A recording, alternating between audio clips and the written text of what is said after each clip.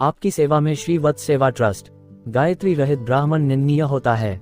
जो ब्राह्मण उपनयन संस्कार होने के बाद गायत्री की उपासना जप करता है वह परम पवित्र ब्राह्मण कहा जाता है, और जो गायत्री की उपासना नहीं करता वह परम अपवित्र ब्राह्मण कहा जाता है।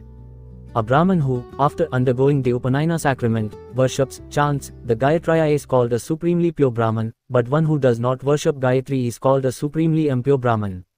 गायत्री रहितो विप्रः शूद्रात् शुचिर भवेत्। पाराशर स्मृति 8:32। गायत्री से रहित ब्राह्मण शूद्र से अधिक अपवित्र होता है। A Brahman devoid of Gayatri becomes even more impure than a Sudra. Gayatri से रहित ब्राह्मण के बारे में तो यहाँ तक लिखा है, Regarding a Brahman who is without Gayatri, it is written further. Gayatri रहितो विप्रो न स्पृशेत् तुलसीदलम्। हरेर्नाम न गृहणीयात् गायत्री रहितो द्विजः। महांडाल सदृशस्तस्य किन विष्णु पूजने। गायत्री तंत्र तृतीयपटल। गायत्री से रहित जो ब्राह्मण है वह तुलसीदल का स्पर्श न करें। गायत्री से रहित द्विज भगवान विष्णु का नामोच्चारण न करें, क्योंकि वह द्विज गायत्री से रहित होने के कारण महाचांडाल के सदृश कहा गया है। अतः उसके किए हुए विष्णु पूजन से क्या लाभ। ब्राह्मण के लिए गायत्री की उपासना परमावश्यक कही गई है। जो ब्राह्मण गायत्री की उपासना करता है वही ब्राह्मणत्व को प्राप्त करता है, और जो गायत्री की उपासना नहीं करता वह ब्राह्मणत्व से च्युत हो जाता है। अतः ब्राह्मणत्व की प्राप्ति के लिए गायत्री की उपासना ही श्रेष्ठ साधन है। A Brahman who is without Gayatri shall not touch the leaf of Tulasi. A twice-born person devoid of Gayatri should not utter the name of Lord Vishnu. Because a Dvija without Gayatraya is considered comparable to a great Chandala, what benefit can there be from the worship of Vishnu performed by him?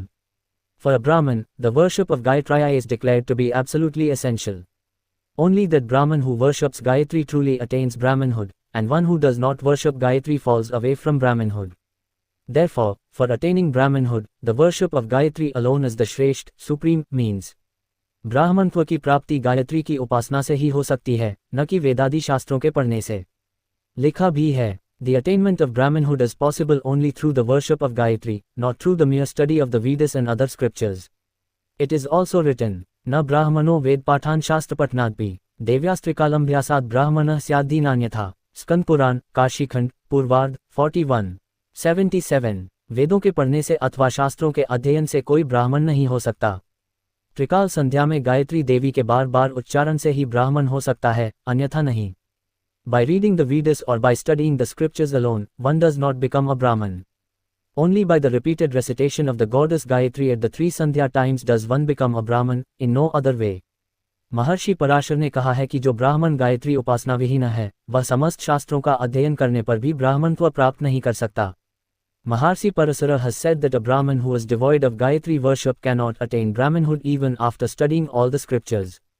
किन वेदैः पठितः सर्वैः इतिहास पुराणकैः सांगे सावित्रीहीनो यो न विप्रत्वं वाप्नुयात्। बृहत् पाराशर स्मृति 5:14। समस्त अनुभवों और इतिहास पुराण के साथ सभी वेदों के अध्ययन से उस पुरुष का क्या लाभ जिसने सावित्रीहीन होने से विप्रत्व, द्विजत्व प्राप्त नहीं किया। What is the benefit of studying all the Vedas along with the Itihasas and Puranas and their auxiliary limbs, for that person who, being devoid of Savitri, Gaited, does not attain Vipritva, the state of being a Brahman? अतः स्पष्ट है कि द्विजत्व की प्राप्ति केवल गायत्री की उपासना से ही हो सकती है। इसलिए द्विजत्व की प्राप्ति के लिए गायत्री की उपासना आवश्यक है। Therefore, it is clear that the attainment of Dvijitva, twice-born status, is possible only through the worship of Gayatri. Hence, for attaining Dvijitva, the worship of Gayatri is essential.